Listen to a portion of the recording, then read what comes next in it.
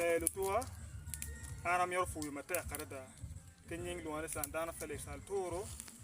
tien ke tek pala chwech wana ga ya ber ka gobna ni mi rwap ki pari ma megwa ma era yeti honorable ma megwa la chwal dwanwa i parliament mi Uganda tine era bion ka limu mega chiel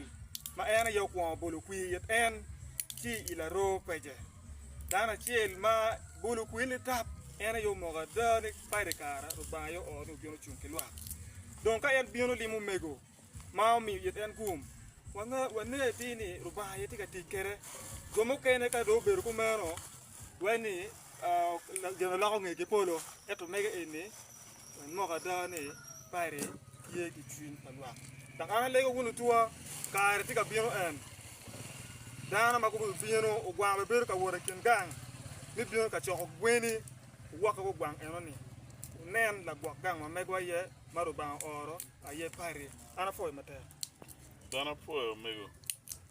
ba ye no bet kumeno lani kelke an gum eni wi apabi wili ye lo mu ken po bi lo kamera yer be da ro wani ne mego gunia apa mi chimenti abi minio were pugi ko ot eni pero biro ko chabi wi bara ma chalo kon pajo tien bara wati ke pero pa me lok pa ngom pa mego ma wa be loga ye ma no po be ber kamera angeni pare bi chung kaitwa ma chalo kon pajo wa kon kan fo mate